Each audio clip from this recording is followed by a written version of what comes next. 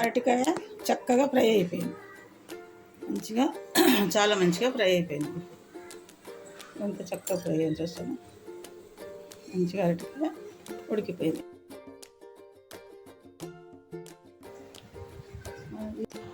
శ్రీ మాత్రే నమః. అందరికీ నమస్కారం. ఈరోజు మనం ఏం చేద్దాం, అరటికాయ వేపుడు చేద్దాం. ఓకే, ఈ అరటికాయ ఎలా చేయాలో చూస్తానండి. అరటికాయ సన్న ముక్కలు ఇలా తొక్క తీసి ఇలా కట్ చేసుకోవాలి. ఈ వాటర్లో కొద్దిగా సాల్ట్ వేసి ఇందులో వేసుకోవాలండి, లేకపోతే నల్లబడుతుంది.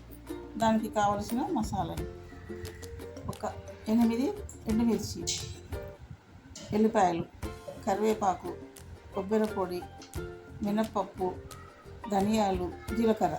ఇవన్నీ ఏం చేద్దాం, వేయించుకుందాం. వేయించుకొని పౌడర్ చేసుకుందాం.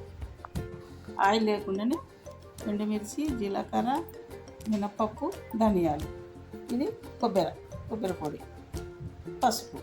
అది ఎలా చేయాలో చూపిస్తాను.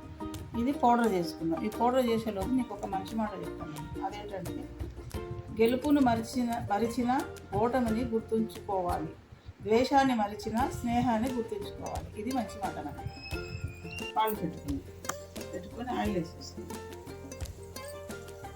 1 స్పూను ఆయిల్, దీంతో ఒకటి వేసుకుందాం. వేసుకొని ఏం చేద్దాం, పోపు దినుసులు వేసేద్దాం. కొద్దిగా మినప్పప్పు, కొద్దిగా శనగపప్పు, జీలకర్ర, ఆవాలు,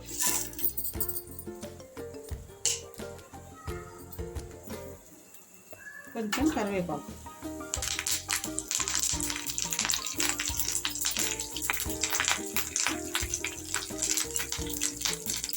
పోపు కొంచెం పచ్చి.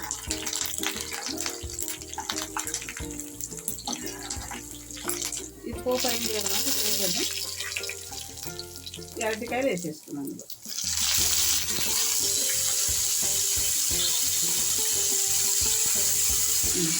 ఇది కొద్దిగా ఫ్రై చేసుకున్నాను.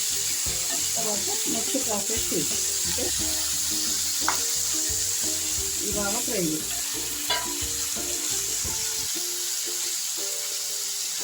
అరటికాయ ఫ్రై అయిపోయింది. ఇప్పుడు మనం వేయించుకున్న మసాలా అంతా మిక్స్ చేసుకున్నాం కదా, ఈ పౌడర్ వేసేద్దాం. ఇందులో ఇది ఒక 2 నిమిషాలు అన్నీ ఫ్రై అయినాయి కదా, చక్కగా ఇది కూడా వేయించేస్తాం. ఓకేనా,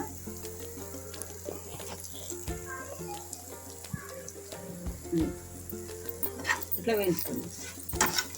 ఒక 2 నిమిషాలు మొత్తము ఇది వేయించేస్తాం. ఇది పప్పంచుకు, పప్పుచారు, సాంబారు చాలా బాగుంటుంది అన్న. ఇది ఒక 2 నిమిషాలు ఇట్లా వేయించు. ఓకే అన్న, అరటికాయ చక్కగా ఫ్రై అయిపోయింది, మంచిగా చాలా మంచిగా ఫ్రై అయిపోయింది.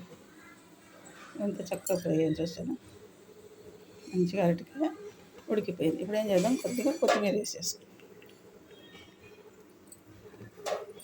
ఇంతేనా, సూపర్ ఉంటుంది అన్న. మీరు కూడా ఒకసారి చూడండి, లైక్ చేయండి. కొత్తగా ఛానల్ చూసేవారు సబ్స్క్రైబ్ చేసుకోండి. అందరికీ పేరు పేరున ధన్యవాదాలు నాన్న. ఓకే, చాలా సూపర్ అయింది నాన్న. ఉప్పు, కారం అన్నీ చక్కగా సరిపోయింది. మనం తీసుకున్న క్వాంటిటీ మొత్తం చక్కగా సరిపోయిందన్న. మీరు కూడా ఒకసారి ప్రయత్నం చేయండి. ఓకే.